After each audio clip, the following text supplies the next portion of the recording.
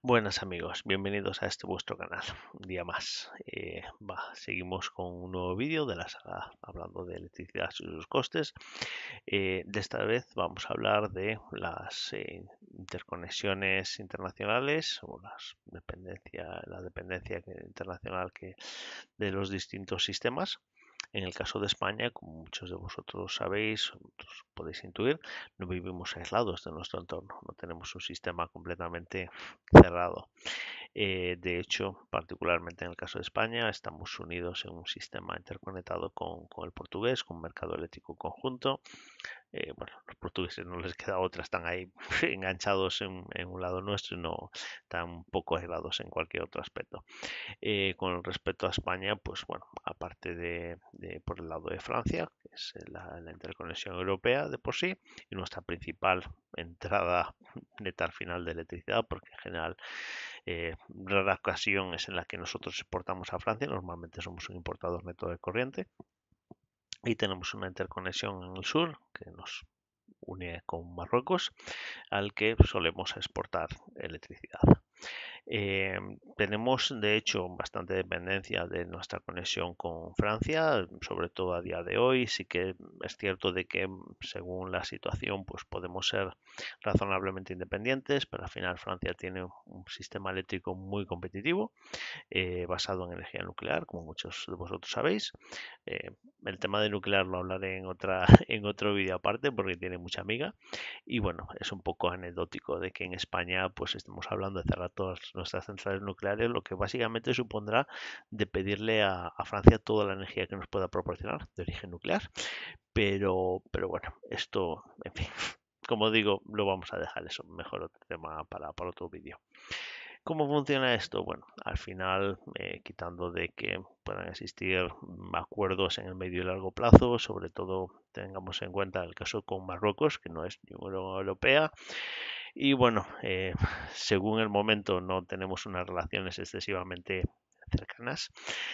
Entonces, pues bueno, no sé en ese caso particular, en el caso de Francia, si no me equivoco, por lo que yo entiendo, funciona entrando en el pool, igual que en el caso español, o sea, perdón, en el caso de las centrales que están generando en España, pues entran en el pool. La verdad es que no sé si en su caso tratan de poner un precio mínimo a la corriente que entregan o si ya directamente hacen como las centrales nucleares españolas de entrar a precio cero y que simplemente cobran el precio más caro. Lo que sí soy consciente es de que al final, pues bueno, para ellos somos bastante rentables. Esta historia de ser un poco tiquismiquis con el tema de la generación eléctrica, pues bueno, a Francia le interesa bastante. De hecho, habitualmente Francia gana pingües beneficios con la venta de electricidad en el mercado común. Estamos hablando de en torno a 3.000 millones de euros anuales de ganancia neta que tiene Francia, porque no solo exporta a España, también exporta a Suiza, a Alemania, Bélgica, norte de Italia. Al final es el gran motor eléctrico de Europa. Como ya dije antes, voy a dejar el tema de la nuclear para un vídeo específico porque hay mucha tela y es posible que incluso se necesiten varios. Pero bueno, lo que quería simplemente poner aquí en común es hablar de cómo funcionan esas interconexiones, que seáis conocedores de que existe y que no estamos aislados. Habitualmente en el mercado español, pues bueno, las líneas entre Portugal y España pues suelen ser bidireccionales, depende un poco de la producción en cada uno de los lados y las necesidades o costes específicos por zonas. Y en el caso de Marruecos, normalmente somos exportadores netos de electricidad. Y bueno, quería aprovechar este vídeo para contar un caso muy particular que va hilado con algo con temas que irán en otros vídeos, pero es muy significativo porque quería aprovechar ahora que este tema de interconexiones, al final estamos hablando de líneas de alta tensión para transmitir energía a largas distancias. Como ya decimos, al final estamos cogiendo electricidad de vecinos, o sea, estamos transmitiendo y recibiendo a países con los que hacemos frontera. En el caso de Marruecos es cierto que la interconexión es a través del estrecho, o sea, bueno, al final no es que tengamos en Ceuta y Melilla unos gigantescos generadores que estén proveyendo electricidad, pero bueno, son al final conexiones muy cercanas. Existen otros países que puede ser como por ejemplo el caso de Francia con Reino Unido, donde hay también líneas de alta tensión que son submarinas para transmisión de energía.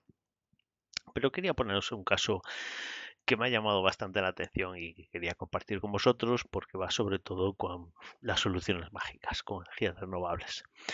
He visto un vídeo hace poco, si lo queréis ojear o pedírmelo en los comentarios, os lo pego por ahí, sobre un plan de diversos inversores británicos que, bueno, como ya sabéis, en España y en el resto de Europa la electricidad está a un precio bastante disparado. A pesar de que esto obviamente se nota menos en bolsillos más pudientes y los británicos pues tienen un PIB per cápita bastante más holgado que el español, pero también os puedo decir de que ha habido momentos en que el precio de electricidad en el Reino Unido ha tenido picos de más de 400 euros el megavatio. Como comprenderéis, para ellos también empieza a ser preocupante el tema de la electricidad. Y bueno, aunque tienen una conexión con Francia, que bueno, pues siempre está ahí muy disponible, han pensado de por qué no tratar de coger la energía de un país pobre, hacer ciertas inversiones allí y luego llevárnoslo calentito sin que los franceses nos estén cobrando ahí cada megavatio también a buen precio. Dicho y hecho, primero hay que buscar quien ponga la pasta, semejante idea. Encontraron un grupo de saudíes, entonces ya están en conversaciones. Otra cosa es de que esto vaya a algún lado, porque los saudíes a veces, pues bueno, pues son el típico primo tonto del pueblo que tiene un fajo de billetes y no sabe qué hacer con ellos, pero normalmente esta gente, pues a base de palos medio ha aprendido y aparte de sus ideas un poquito locas y de desperdiciar el dinero en ciertos lujos, cuando hablan de temas de inversiones, han llegado a ese punto de ser un tonto listo. Llega a una negociación, yo no tengo ni idea de qué me están hablando, tengo un montón de pasta, contrato a alguien, me aseguro muy bien que su interés sea mi beneficio y le digo, analízame esto y cuéntame cuánto me están puteando. Entonces, pues bueno, quizás hablen con algún ingeniero y le especifiquen un poco los problemas del planteamiento de los británicos. ¿Cuál es la idea de los amigos ingleses? Pues nada, sabéis que el futuro son las energías renovables. Quizás alguno haya visto un bonito vídeo, un PowerPoint, donde se pone un dibujo del mundo y se dibuja un cuadradito pequeñito en el Sáhara y se dice, si pusiéramos paneles solares solo en esta pequeña área, daríamos electricidad para toda Europa. Y un cuadrado un poco más grande para todo el mundo. Y es en plan de, joder, pues ponemos unos cuantos paneles ahí y nos llevamos la corriente. Bueno, vale. Entonces, ¿esto se puede hacer? Bueno, tú puedes meter ahí millones y millones y empezar a poner paneles solares como si no hubiera mañana. Obviamente, pues llevar un mantenimiento con el tema del polvo del Sáhara y lo remoto que sea y accesible y todo esto. Pero bueno, razonablemente, pues bueno, a los marroquíes les puedes untar con unos cuantos millones, te dejarán poner allí todos los paneles que quieran y bueno, quizás te cobren mantenimiento o por la exportación de la electricidad o lo que sea, pero bueno, debería ser razonablemente económico y oye, súper limpio y súper molón. Incluso lo que es más, no solo planteaban una granja de paneles solares gigantesca, sino poner también varios molinos eólicos, con lo cual tener algo de energía eólica. El proyecto estamos hablando de una cosa monstruosa, de unos 10 gigavatios. Creo que en algún otro vídeo ya os dije que el consumo pico de España llega en torno a los 30 gigavatios aproximadamente, o sea que un tercio de esto hablamos de una magnitud gigantesca, sobre todo en una instalación de este tipo, algo jamás visto, por supuesto. Bien, y hasta aquí, pues bueno, simplemente es una idea increíble, fascinante y de poner mucho dinero sobre la mesa. Bien, para esto haría falta una cosa muy práctica, que es conectar eso a donde lo quieres consumir, que es en el Reino Unido. Bien, entonces, ¿qué podrías hacer? Pues transmitirlo por todo Marruecos, por toda España, por toda Francia y llevarlo al Reino Unido. Habría que reforzar muchísimas líneas por ahí, es un jaleo de distintos países y de distintos sistemas y demás.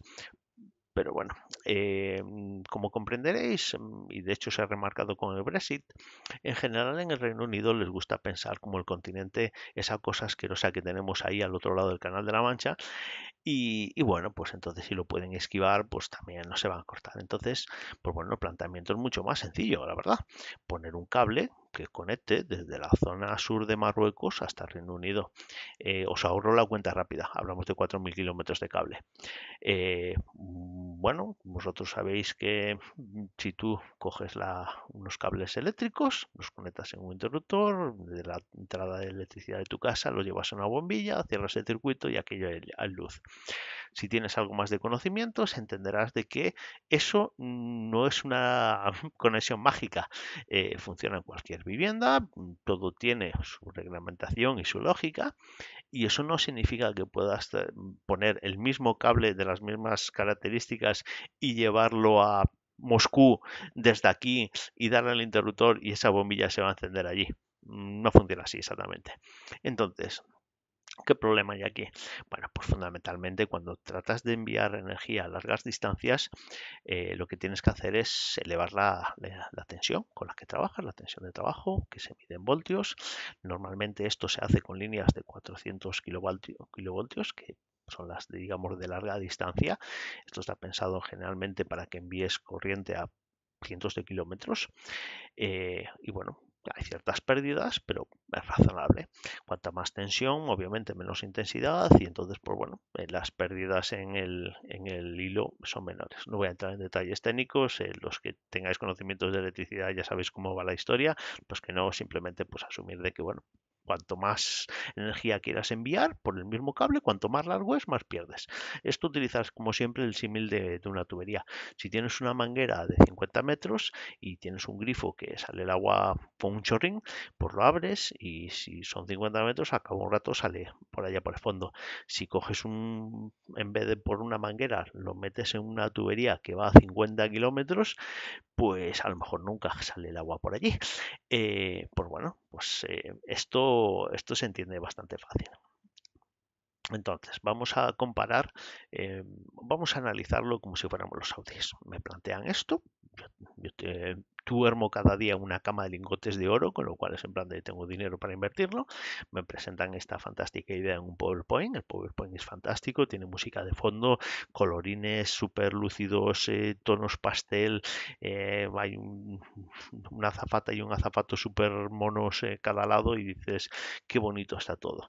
Entonces has contratado a un ingeniero, un pobre chaval ahí que le vas a pagar un pastizal y le vas a solucionar la vida, y le dices, si me jodes, te descuartizo y te entierro en una cuneta, pero cuéntame si me están estafando o no. Y entonces el chaval te explica, a ver, la línea de alta tensión para conectar por medio submarino los países más separados que se conocen son una línea que existe entre Dinamarca y Noruega. Es una línea de, redondeemos, a 500 kilómetros de longitud. Se empleó la línea de corriente continua de más alto voltaje, con la instalación del más alto voltaje que se ha realizado hasta la fecha, batiendo todos los récords. Si no recuerdo mal, me parece que eran 450 kilovoltios en corriente continua. No voy a entrar porque se utilizan unas veces corriente continua y otras corriente alterna. Normalmente en estas líneas submarinas de altas distancias se suele utilizar corriente continua porque tiene ciertas ventajas. Lo único que os importa que es lo más tecnológicamente puntero que ha habido en el mundo. Mide 500 kilómetros, envía en torno a 600 o 700 megavatios, o sea, tiene una capacidad de 600-700 megavatios de potencia para entregar. Y tiene unas pérdidas estimadas por esa transmisión, o sea, si tú envías 100 megavatios desde un lado, por el otro lado no salen esos 100, siempre vas a tener unas pérdidas. Puede que sean despreciables, pero siempre vas a tener unas pérdidas. En este caso es de un 4,6% aproximadamente. Vamos a redondearlo un 5 para que todo se nos haga más sencillo. Vale, entonces le dices esto al Saudí, empieza a intuir que hay problemas y te dice, desarrollalo un poco más, chaval. Y el chaval le dice, a ver, estas pérdidas que te estoy diciendo son proporcionales a la distancia. Si entre el sur de Marruecos y el Reino Unido tenemos 4.000 kilómetros, significa que son 8 veces esa distancia, significa que vas a perder 8 veces esa potencia solo en la línea, no va a llegar al final del túnel. Entonces, si teníamos un 5% casi de pérdidas, lo multiplicas por 8, tenemos una pérdida del 40%. Ya casi has perdido la mitad de la energía que puedas producir en algún momento, con todo súper bien y con todo el pastizal que te acabas de gastar. Y el tipo ya empieza a poner moros, en plan de, no me gusta lo que me estás contando.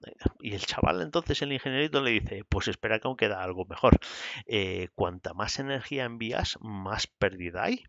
Entonces, pues bueno, elevando la tensión consigues que la intensidad sea menor, con lo cual se reducen las pérdidas en el conductor. El Saudi le dice, me estás liando, véteme a los números. Y el ingenierito le dice, a ver, si más o menos intentamos transmitir, bueno, aquí hay una aliada porque tenemos unas pérdidas por un lado de lo que se ha perdido anteriormente por la distancia, pero bueno, vamos a poner que nos quedan 6 gigavatios limpios de potencia que se podrían enviar allá.